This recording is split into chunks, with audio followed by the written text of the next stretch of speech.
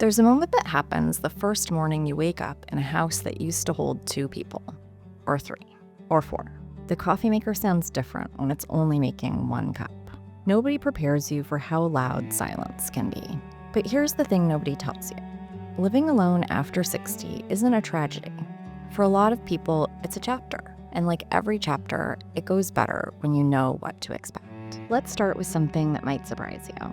Nearly 16 million Americans over 65 live alone. That's almost 30%. If you're a woman over 75, it's closer to half. This isn't rare. This isn't unusual. This is one of the most common living situations in America, and yet we barely talk about it. Some people love it, the freedom, the quiet, making your own schedule, eating what you want, watching what you want. Others choose it deliberately. After decades of compromise, of noise, of schedules built around other people, solitude feels like a gift. And for some, it came uninvited. A spouse passed, a partner moved to care, the kids are far away. The house that was full is now quiet. Whatever brought you here, you're here. And this video is about making here work for you. Let's talk about the elephant in the room: loneliness. Living alone and being lonely are not the same thing. I want to say that again because the world keeps getting it wrong. Living alone and being lonely are not the same thing. You can be surrounded by people and feel completely invisible. And you can live in a quiet house and feel perfectly whole. But when real loneliness sets in and stays, it does something to your body. The research is hard to ignore.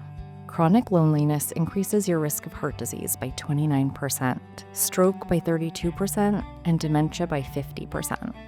The US Surgeon General called it an epidemic. Not a feeling, an epidemic. They compared it to smoking 15 cigarettes a day. So the question isn't whether you live alone, it's whether your days have enough human connection woven into them. And that's something you can actually do something about. Connection doesn't have to mean hosting dinner parties or joining every club. It can be a Tuesday morning phone call that lasts 20 minutes, a wave to the neighbor who walks her dog past your house every day, a weekly FaceTime with grandchildren who show you things on their screens you pretend to understand. It can be a walk with a friend, not a workout, just a walk.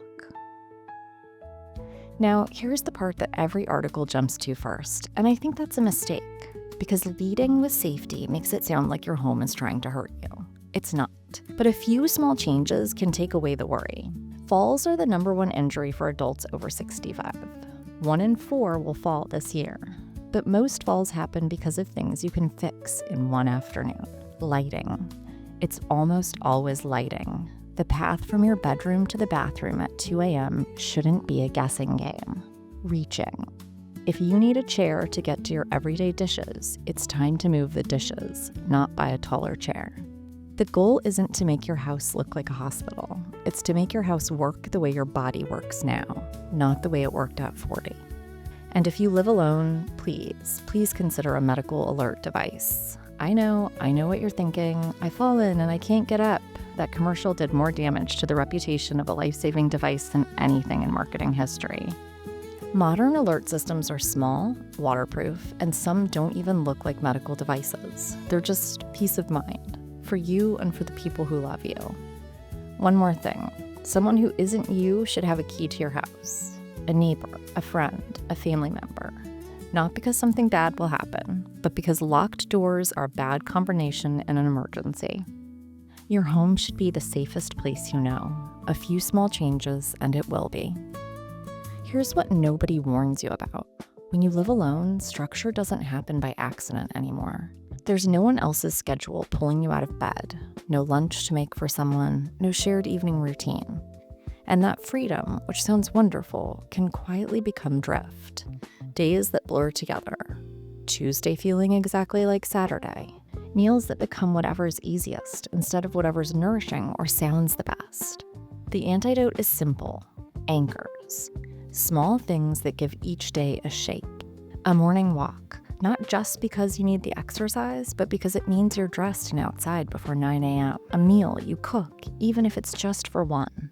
A weekly errand that gets you around people. The farmer's market, the library, the coffee shop where they know your order. A project, something that makes tomorrow different from today. A garden, a book you're reading slowly, an instrument you're learning badly, and meals. I say this as a registered dietitian and someone who cares. Please don't stop cooking food just because there's only one plate at the table. You deserve real, delicious meals every single day. If you're open to it, a pet changes everything because they give you a reason to get up, go outside, stick to a routine, and they're warm on cold nights. Structure isn't a schedule. It's just enough shape to keep the days from running together. You'll know when you found yours. And at the end of the day, even if nobody asks, you know what you did today. That matters. This part is for the children, the ones watching this because their mom or dad lives alone and they can't stop worrying. Your worry comes from love. It's not a burden to them. Even when they say, "I'm fine, stop asking," they know you care. They might just not know how to say, "Yes, I'm a little lonely," without making you worried. The best thing you can do isn't check in more. It's show up differently. Call with a question, not a wellness check. "Mom, how did you make that thing with the potatoes?" Works better than, "Are you okay? Are you eating?" Send something physical, a letter, a photo printed out, a book you think they'd like. The mail is the most underrated connection tool for this generation. They grew up with it. It still means something to them. And make your visits predictable. Not, "I'll try to come by sometime." That doesn't mean anything. "I'll be there every other Sunday for lunch." That's everything. You don't have to fix loneliness. You can't really. But you can make sure that the people you love know they're not forgotten. That's different, and it's enough. Teach them the technology. FaceTime, video calls, shared photo albums. Every connection point you create is a thread that keeps the social web strong. They raised you, they made you who you are, and now the house is quiet and they're figuring out this chapter alone.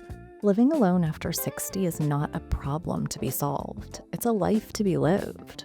With intention, with connection, with a few smart adjustments, and with the kindness you'd give anyone you love directed at yourself.